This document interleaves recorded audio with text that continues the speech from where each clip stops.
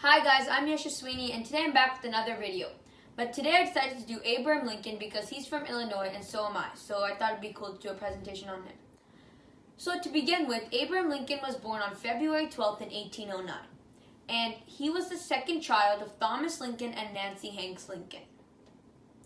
Abraham Lincoln's father moved around a lot and worked at many different places, but at the end they settled at Hardin County in Kentucky in the early 1800s. Lincoln taught himself law, passing the bar examination in 1836.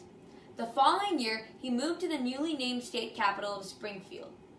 For the next few years, he worked there as a lawyer and serving clients ranging from individual residents of small towns and national railroad lines.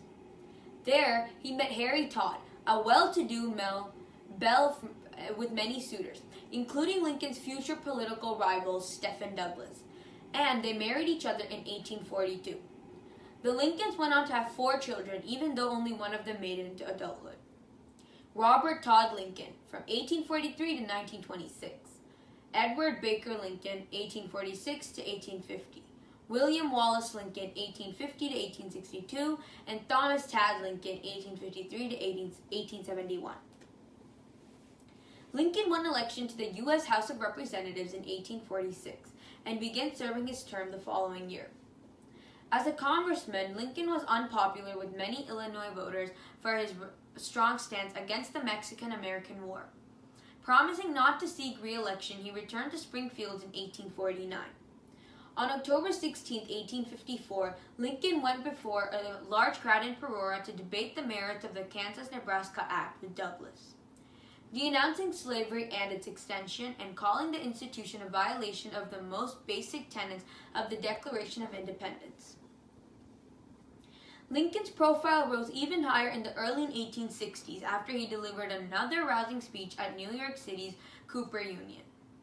That May, Republicans chose Lincoln as their candidate for president, passing over Senator William H. Seward of New York and other powerful contenders in the favor of the rangy Illinois lawyer with only one undistinguished congressional term under his belt. After years of sectional tensions, the election of anti-slavery Northerner as the 16th President of the United States drove many Southerners over the brink.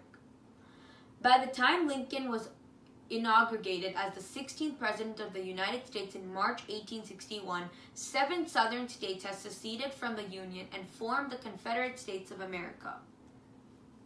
Shortly after the Battle of Antietam, Lincoln issued a preliminary Emancipation Proclamation which took effect on January 1st in 1863. And that freed all of the slaves in the rebellious states, not under federal control, but left those in the border states, loyal to the Union, in bondage. In November 1863, Lincoln delivered a brief speech, just 272 words, at the dedication ceremony for the new National Cemetery at Gettysburg. It became the most famous speech of Lincoln's presidency and one of the most widely quoted speeches in the history today.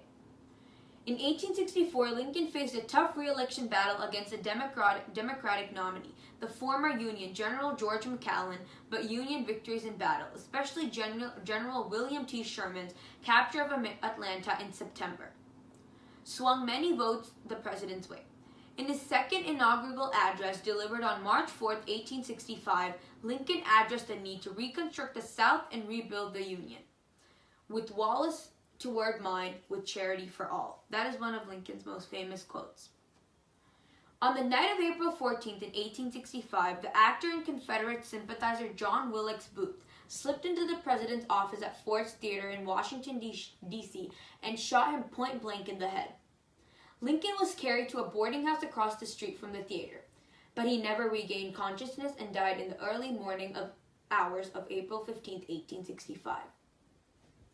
I'm inspired by him because he stopped slavery, and that was one of the biggest problems back then.